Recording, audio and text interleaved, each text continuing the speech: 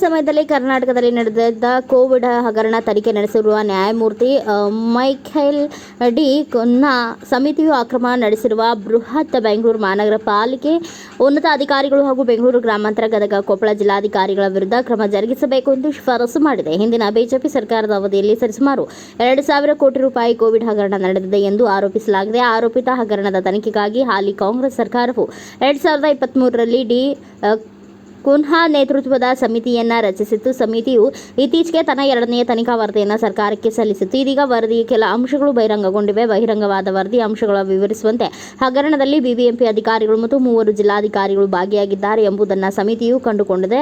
ಅವರ ವಿರುದ್ಧ ಕ್ರಮಕ್ಕೆ ಶಿಫಾರಸು ಮಾಡಿದೆ. ವೈದ್ಯಕೀಯ ಉಪಕರಣಗಳನ್ನು ಖರೀದಿಸಿ ನಿಗದಿತ ಬೆಲೆಗಿಂತ ಹೆಚ್ಚಿನ ಬೆಲೆ ಪಾವತಿಸಿ ಖರೀದಿ ಮಾಡಲಾಗಿದೆ.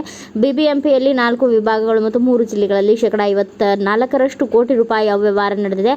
2020ರಿಂದ 2022ರವರೆಗೂ ಬೊಮ್ಮನಹಳ್ಳಿ, ಬೆಂಗಳೂರು, ದಕ್ಷಿಣ ಬೆಂಗಳೂರು, ಪಶ್ಚಿಮ ಮತ್ತು ಯಲಹಂಕ ವಲಯಗಳಲ್ಲಿ ಸೇವೆ ಸಲ್ಲಿಸಿದ್ದ ಮತ್ತು ವ್ಯವಹಾರದಲ್ಲಿ ಭಾಗಿಯಾಗಿದ್ದ ಜಂಟಿ ಆಯುಕ್ತರು, ಆರೋಗ್ಯ ವಿಭಾಗದ ಅಧಿಕಾರಿಗಳು ಮತ್ತಿತರ ವಿರುದ್ಧ ಕ್ರಮ ಕೈಗೊಳ್ಳಬೇಕು ಎಂದು ಹೇಳಿದೆ.